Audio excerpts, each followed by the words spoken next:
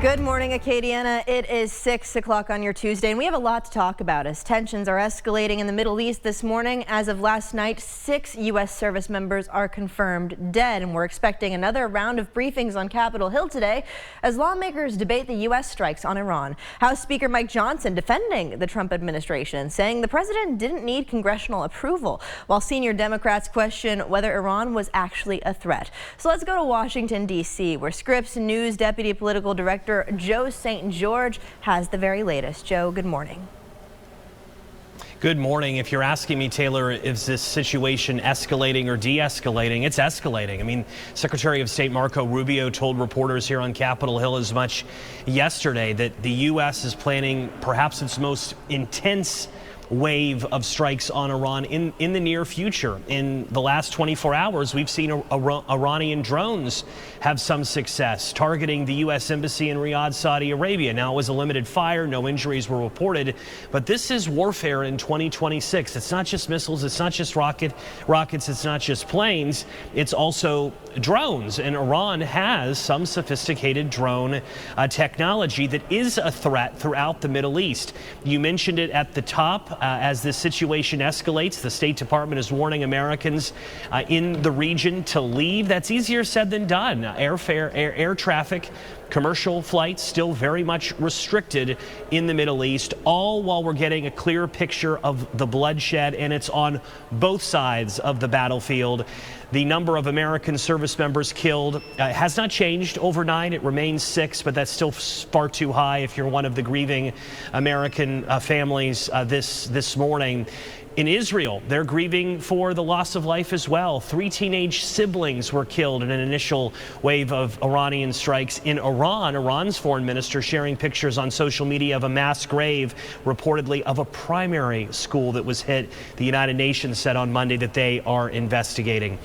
Congress will get another briefing today as Democrats and Republicans debate President Trump's ability to authorize this military conflict. Take a listen. Donald Trump has just launched America into a full-scale conflict against one of our most fervent adversaries without a plan, without an endgame, and without authorization for Congress or even a debate. It's not a declaration of war.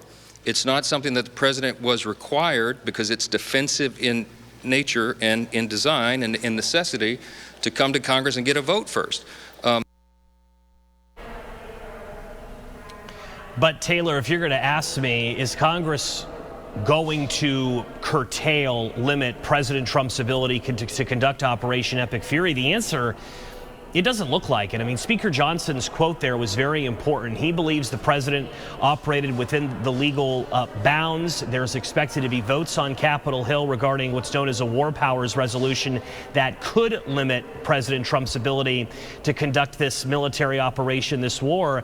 But it does not appear Republicans are going to accept that Democratic request. And the president will likely get a victory here on Capitol Hill later this week if these votes do happen. So we'll be watching the political fallout, obviously the escalating violence in the Middle East and the impact on all of us. And yes, there will be an economic impact. Gas prices trending higher this morning. Joe, thank you. And you said it yourself, following the U.S. strike on Iran, gas prices climbing this morning. Experts warning Louisiana drivers could soon feel the impact at the pump.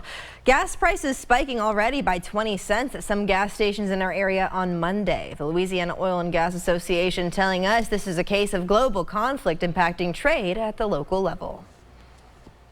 We will probably see some increase in gas prices. You know, it's a commodity that's a worldwide commodity that has a lot to do with distribution and how it can get to different places. So if the supply can't get places, then the worldwide price goes up.